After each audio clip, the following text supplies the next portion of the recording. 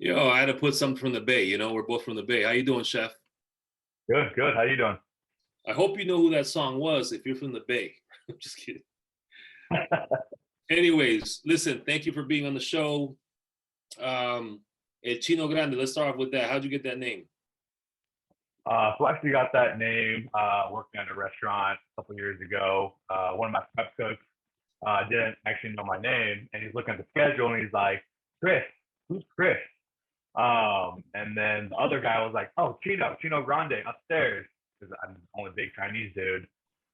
And then the chef heard, the owner heard, and then I just got stuck and ran with it. So It's more endearing.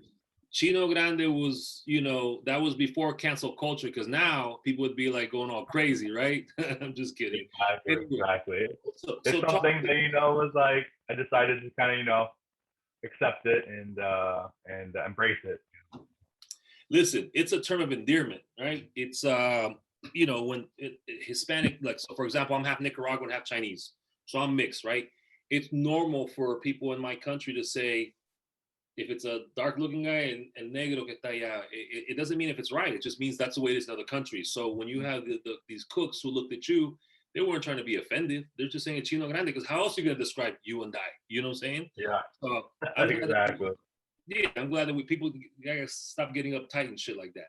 But anyways, thanks for being on the show. Talk to us a little bit about yourself, where you're from, how you got into cooking, and then we'll go from there. Yeah, definitely. I've been cooking ever since I was a kid, growing up. My parents, my mom and my aunt, my grandma used to always cook all the time. My mom's side, grandma lived literally like 10 houses up the street. My grandpa, my grandma, my dad's side lived 5 minutes away. So usually every single week we always had Sunday dinners and stuff. I was always the one sitting on top of the kitchen counter peeling green beans and stuff. Coming out of high school, I've always wanted to go to culinary school, but my parents are like, no, you're going to real college. So I tried the whole college thing. Decided I wanted to go to culinary school after that. So I've been cooking ever since. Okay, so hold on. Let's talk about the Sunday dinners. What nationality are you? Chinese. My parents are from Taiwan.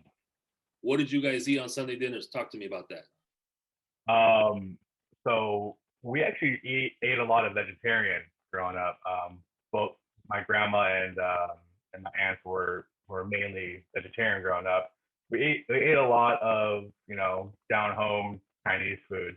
A lot of it was all handmade by my aunt and grandma. You know, but really, what we liked eating was my mom. One of my favorite things my mom used to make was this smoked turkey and peanut butter salad, which sounds kind of weird, but it was one of my favorite things. I could see that. I could see that. Yeah, Mhm. I asked you about the Sunday dinners because my grandfathers left China to Nicaragua at a young age. So it's not like we grew up with the Chinese side. And any little bit of food that my grandfather, Papatang, used to cook for us that was part of his childhood, we would treasure. So you'll see some subtle stuff. I don't know if you see some of my cooking where I'll do like the typical Chinese green onion, soy sauce, oil, and ginger, mojo, salsa china, right? So those are the things. And so I asked you that because, there's certain things I wish we would have known more about our Chinese culture. Like I was born in Nicaragua. I was an immigrant coming here looking Chinese. And so we did grow up. Did you guys have the salted egg? Yeah, we had salted egg. It's kind of going back to what you were saying. Is when I was younger, I didn't really pay attention to the food we were eating, Yeah. and I really wish going back I would have paid more attention. All those dinners every single week, I wish I'd paid more attention in Chinese school, Well, because we were kids, so don't be so hard on yourself, just like I'm not hard on myself. All right, so then did you go to culinary school? I did. I went to California Culinary Academy here in San Francisco. Graduated in about 2008, and then moved back to Hawaii for a little bit. Was working at a restaurant called Alan Wong. And I came back to California about a year and a half later, and was working in a hotel. I've done hotel catering. I've done fast casual, fine dining. So Yeah, I've no, kind of it's good. done. it's good that you do that. And I like, again, everyone thinks they know food, but I think I know food too. And I like a lot of the dishes you make, man. Um, Mhm. Talk to me a little bit about, what did you learn from culinary school that helped you propel into the dope chef that you are now? So culinary school was really a good, solid basics program. I really learned how to start using my knife, how to cut properly. And a lot of it was the terminology, classical French terminology, cooking, a lot of the whole brigade system that a lot of the restaurants use these days. Um, you know, Looking back, I wish I actually would have not gone to culinary school and just started working in the industry. That's actually what I try to tell a lot of these younger cooks that are coming up, and they're asking, to go to culinary school, is it worth it? And I absolutely think it's worth it, you know.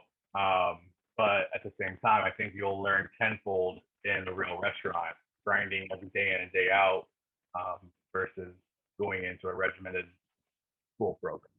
So, I think it's good to have alternatives because school's not for everybody.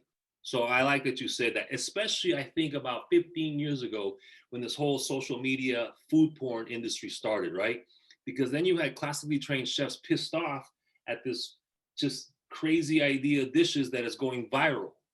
And mhm, I've always told people, that's why I didn't go to culinary school, but I got I broke my bones in the pop-up world, like the preset menus, not the one where you don't know how many come in, because I wanted from a business standpoint to make money. So I would do it, and I had to prove to myself that people were willing to pay what I was charging for it to be a legitimate business or validation as a cook, you know? But mhm. I always ask that question. I'm glad that you face it that way, that it's certainly very educational, very basic, and you need it, but it's not the only way to achieve success in food, like what you just said. Mhm, Um, mhm. so then, what was your aha moment that you knew, man, I love cooking and I'm pretty good at it? Really, it was in college, because most college students pretty poor, don't have much money, so we ended up, when we wanted to find something to eat, it was more of going to every other's pantry and kind of rating everyone's pantry, seeing what everyone has, and making a meal out of it.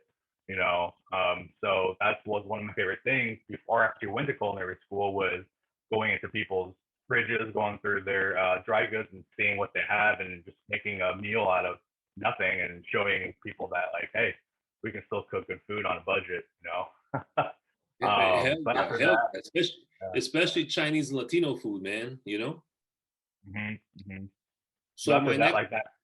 Oh, sorry, go ahead. no, no, no, go ahead. Yeah, so really, that kind of experience really brought me to, after college, wanting to go back to culinary school. Kind of reaffirmed my idea of, during high school, that I really wanted to go, and really want to cook for a living. Because my family, it really wasn't kind of an acceptable career. I have cousins who are doctors, cousins who are dentists.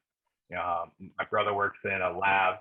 He works with the COVID, and he does a lot of that. But me, it was just something that I love to eat, and I was very picky when I was younger. So for And you're me, if I wanted, happy, and you're happy. I laugh while you say that because we have similarities on our Asian side where they went to Berkeley, they went to Davis, my cousins, and they're looked at differently. Where I was like the ugly duckling, not ugly like physically, but 'cause I'm taller than all my cousins. But it was more uh, like, how come you didn't follow that path? And I won't mention my cousins' names. mhm, And you reminded me of that. I spent so much time in the Latin world, and the in the Bay world, that when I'm talking to you're Chinese, it brings me back to, what, because I've always said it, even though I was raised in Nicaragua and I'm Chinese Nicaraguan, really my grandfather came at a young age. What we do share, very prideful, and no one can tell me I'm less Chinese than anybody else, even though I know it's some ways it's true, is I always have that Chinese blood in us. And the only way, I don't speak the language, but I can connect through the culture and tradition. So you telling me this is like when I watched Crazy Rich Asians, right? It was like, wow, the hardcore tradition, what we're supposed to be, what, the Asian culture is just hardcore, and you were kind of like the disruptor kind of like, yo, the different culture, So that's good. Let me ask you this: why do you think? Because I think you're a really good, really, really dope chef. What is the one quality you have that has set you where you're at now that others don't have, that should have though? Uh, Passion, passion, dedication, and drive. Really, I'm not gonna lie. There's been plenty of times in my career where I've questioned myself. I've questioned whether or not this is the right path for me. There's been some really lows and there's been some really highs. And I think that going back to it, after all the experience I've had is have not have for cooking. There's nothing greater than the reaction when I cook for someone, um, and their mind is blown. They don't know what they just ate, and so they just ate something delicious. But that's to me is why I keep doing what I'm doing. No, I love it. That passion, that passion. What would you tell yourself 20 years ago that you've learned through now that you could have helped prevent yourself experiencing? What would that be? Um, Work life balance, man. you know, it's there's been a lot of experiences that brought me to where I'm at. But if I could have gone back 20 years ago when I was still in high school, I probably would have told myself, hey, there's more to life than just materialistic things, right? Like, rather than spending the money on the car, spend that money on a trip, go experience things. And that's kind of where our pop-up has evolved. So now is not only is it based on Taiwanese night market experience, but we really try to draw from all of our travels and where we've lived. I lived in Hawaii, I lived in Indiana, Arizona. We traveled to Japan, Bali, and there's a lot of different things that we take as far as inspiration for our food. I think that's very important. So work-life balance, I like that. Um, I'm looking at some of your stuff, man. Tell me how this inspired you. Like, okay, this one. Tell me about this dish, bro. The wall of short ribs, the short rib wall. I was gonna post like the right wall, but I don't want Republicans or MAGA to get pissed off at us, right? So tell me about that dish.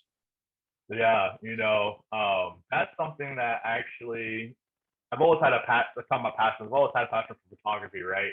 I've Mm. never been good at it. Well, actually, we actually took that picture, and we've just been playing around with different lighting. But that dish came about by one of the first restaurants I worked at was on Long, and there was a dish. There was a Calbee braised short rib with there was gochujang glaze, ginger scallion shrimp, and it was like mind blowing to me as a young cook. So I've always tried to take that inspiration and I've tweaked the recipe along as we've gone, but for that is one of my favorite things is bone-in short rib. You know, you marinate it overnight, you sear it really hard in a cast iron, and you braise it for a couple hours, slow and slow. And for me, it's kind of Yeah, one of but my it but favorites. it held. It held, and that's what I liked because it's Mm-hmm. easy to over like when people say pulled pork, I'm like, come on, bro. It's not easy. It's not hard to put it in the oven with the right seasoning and the dry rub, and then come off. I want some texture to it, you Yeah. know. So props to you on that. Then this one. Talk to me about this one. Oh, lacquered pork belly. So that was one of the main dishes for our first Taste Menu pop up almost about a year ago today. Um, you know, I've always had a fascination with pork. My last restaurant, we did full animal butchery, so we got a pig and a half almost every single week, and we broke down the whole pig ourselves, and we made our own spam, Portuguese sausage, we cured our own pork belly. So our whole charcuterie program and all the pig from our menu was from that one pig. Yeah. And one of our favorite things to do was we would actually just use it for a family meal sometimes is we take the ends of that pork belly and then just like grill it on top of our bichiton and constantly glaze it with a nice glaze and it just turns out super lacquered and it's You super know, sweet. it's beautiful because us, that know the chao siu or that color's got to be there, but it was just gleaming. I was like, damn, man. How important is social media to a cook or a winemaker or someone who sells products for our viewers? How important is social? Do you put social media? I would say 10 years ago, probably not too important. I think in this day and age, it's very important. I think it's almost integral to any successful business. I think it all goes back to the instant gratification, right?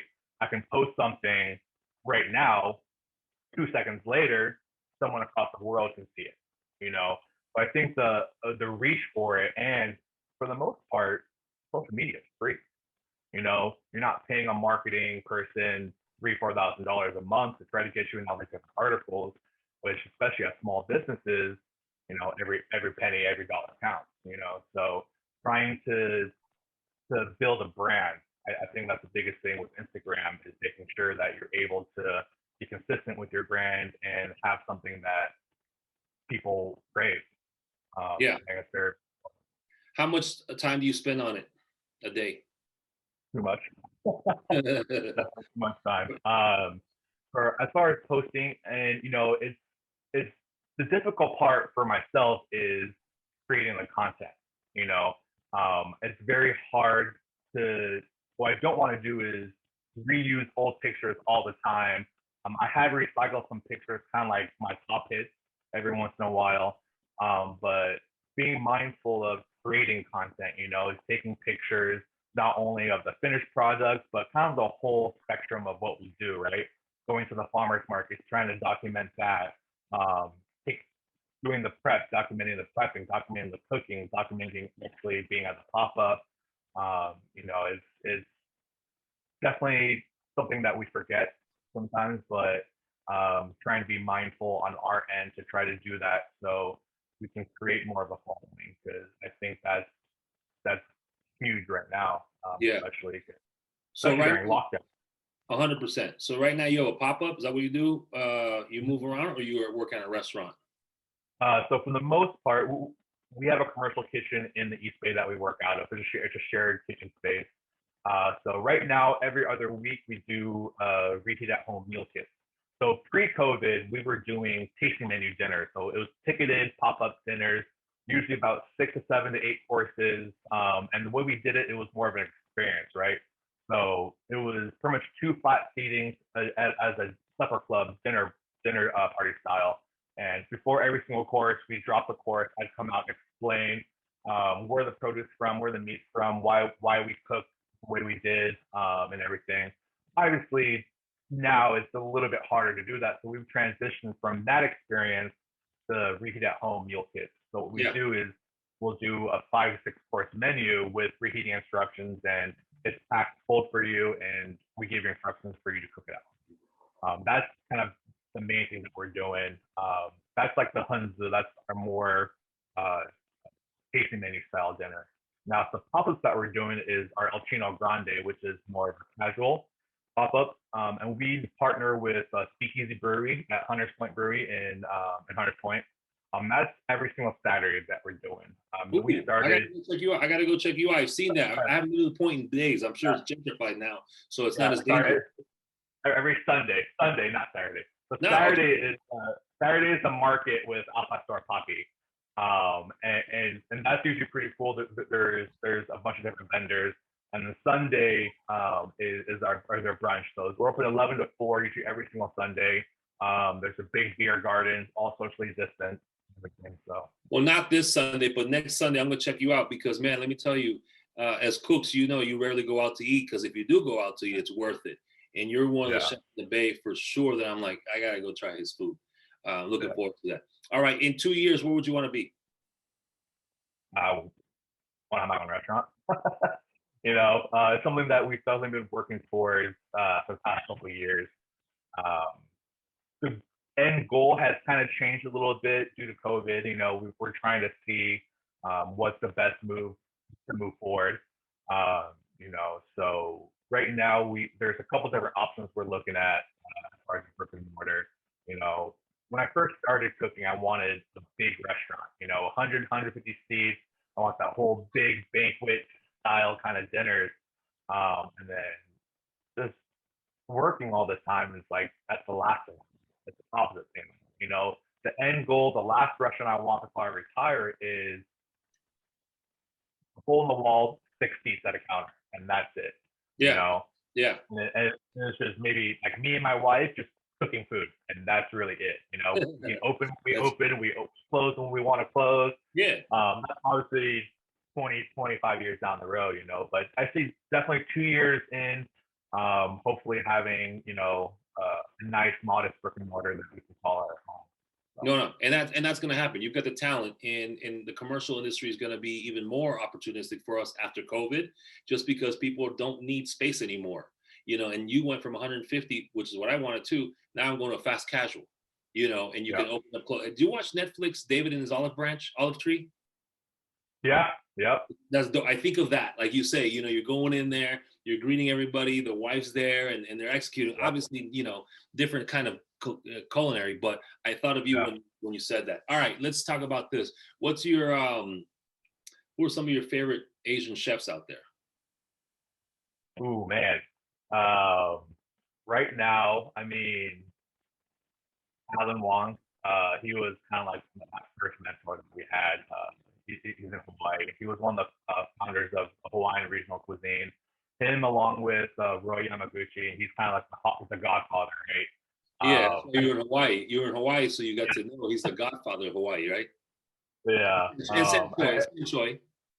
yeah, Sam Choi too. Sam Choi, but really, Andre Chang, he's talking about all Andre and his olive. He's kind of one of the guys that I watched that movie just about a couple months ago and kind of re-inspired and reinvigorated my love for Taiwan. Right? This is Your someone love for what? for Taiwan, Yeah. right? So Andre Chang was a chef who really made his name in Singapore. You know, uh, climbed to the top of the top, right? And then decided to close that restaurant and move back to Taiwan, Hmm. where he's from. You know, and where he lives, Elon County, like that's like farmland. Yeah. That's country out there where he lives. And that's it's very inspirational to see someone like that who takes the way he thinks about food expanded into his whole life because they show his house, That, everything. that's what I meant when you watched that and the olive tree. It was Andre, not David, but it was yeah. Mhm. It was so cool because I saw the culture, like he didn't have, it didn't seem as if he had the loving personal life because of his pursuit of perfection, right? Mhm. And then he throws you off because he's living somewhere small, but because he's before he closed on the restaurant and moved, and then he's like, yeah, look at this field. My wife and my dog will never have to worry about walking anymore, right? Because it's now he's a baller, right? He's a pimp, and he kind of compartmentalized and balanced his life to now enjoy a little bit and not be so disciplined, because I see that in my Asian side of the family. They're a little bit more cutthroat than the Hispanic side. And so I love that documentary. All right, let's get into some fun questions, man.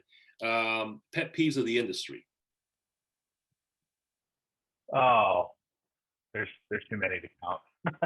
Do one of them. Uh, One of them, I guess, man, I gotta think about this one. Um,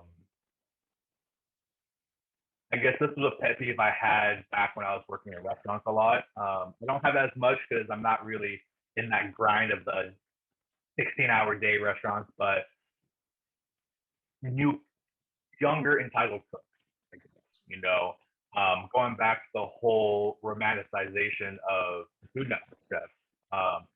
Chefs are now, back in the day, were kind of looked down upon versus a couple of years ago when Food Network started, they became celebrities, right? So a lot of these kids went to culinary school thinking that once they graduate, they'd be sous chefs, and that was a lot of the narrative that these culinary schools were pushing, right? And you spend 2 years with us, you graduate, you're a sous chef, and that's furthest from the truth that I've ever seen, right? You still got to pay your dues. Yeah. You graduate from culinary school, you don't know anything, you know. Yeah. And we definitely saw a lot of, you No, I'm know, with you. and kind of going back, I was raised in the restaurant industry in the very cutthroat kind of mentality, right? You had chefs yell at you. They threw plates at you. They threw pans at you. You were berated. You were led by fear versus respect. You respected them because you feared them, right? And I think that way of thinking with a lot of these chefs is no longer viable. You know, Yeah. you can't lead like that anymore. Yeah, you can't lead by that. You No, know? no. I think we learned that in the Bronx Tale, man. Just remember that scene in the Bronx Tale. He goes, "You rather be feared or loved," right? Yeah. All right. So, what's your pet peeve in society? Ooh. Ignorance, man. You Thank you. know, is honestly think about what you're gonna say or act before you do it. You know? I guess it goes back to the whole kind of saying of put yourself in someone else's shoes, right? Think about that homeless person on the side of the road before you berate them or talk down upon them. Think about put yourself in. It's it all goes back to empathy. Think about Empathy. people are human. You know, Yeah, um, you don't know what they've gone through. Just like you and me, I don't know what you've gone through. You know what we've gone through. Even some of my closest friends, yeah. you really know what they're going through. Mike Tyson said it best. Social media is good because it's a reason, it's a way for you to say things without getting punched in the mouth, right? Punched in the Mhm. face. And so you're right. The lack of empathy and creates people acting a fool, and that's a pet peeve of mine too. Did you vote in this past election? I definitely did. Good. And Yeah. I don't need, and I repeat it every podcast. People are going to get bored. I don't care who you voted for as long as you voted, because I want to show people that we are business minded, we're cultured, we're assimilated, and we contribute to the society by voting, you know? And we realize now that voting locally is just as even more important than the presidential election because it impacts our business, impacts our livelihoods, you know? So I'm glad that you Yeah. voted, brother. All right, let's do Yeah. this. Last day on earth, what's your last meal? I probably can get some heat for this one. But honestly, Big Mac meal, sausage, egg, and cheese McGriddle. I'm not gonna lie, that's probably my favorite go-to meal. A lot of people ask, especially my wife, when we're doing these dinners, because usually me, I'm back at the house, my wife is front of the house. So when we're doing all these tasting menu catered dinners, people always ask me, "Oh man, you guys must eat really nice at home." And then we kind of, me and my wife look at each other. We're like, um, "No, we like to eat frozen dinners," and Yeah, you know what? Like all the stuff you see me cook, um, you know, burritos are my favorite. You know, like when I yeah, travel to the East Coast, I miss the Mexican food. A good burrito is mhm, just, you know, there's something to be said about El Farolito ordering el pastor burrito, super burrito, and eating with crackheads that I just appreciate growing up. You know what I'm saying? In the mission, right?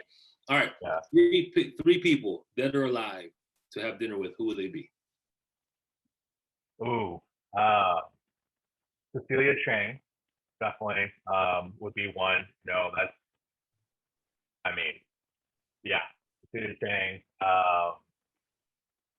I've been a big fan of Questlove, Ooh, uh, I like that. and and he's really into the culinary kind of scene. He Mhm. loves to eat. I've actually watched videos of him cooking. He actually knows what he's doing. You know, and then the last person, I guess, John Favreau. You know, that's just Hey, love the guy. that is looks. Hey, Favreau would love to meet Cecilia because he's become a foodie himself, Hmm. Hmm. and of course, Quest, which is the culture today, and you just kind of like described the Bay Area right there. You know, there is a big Asian community. Asians run San Francisco, you know, which is shout out to that. Then you got Quest because we're always black and brown. And then you've got Favreau, which is like the gentrification white dude, right? So I think you just described the Bay, bro. And I think that's all. I Yeah. haven't heard none of those three have been picked in the close to 100 Oh podcast man. episodes I've done. So I will give you props on that, Chino, bro. So listen, Yeah. I'm glad that we connected. I'm glad. Thank you for being so humble as a badass cook that I could reach out to you and develop a relationship. I look forward to seeing a couple of weeks to your pop up, man. But thank you for being on the show, and we'll have you back to post Rona and how close you are to getting that restaurant going because you know our platform is showcasing us from the different beautiful shades of color we are, but also the business minded folks that we are, Yeah, All right, definitely. buddy. Thanks for having me. Be My good, pleasure. man. Thank you.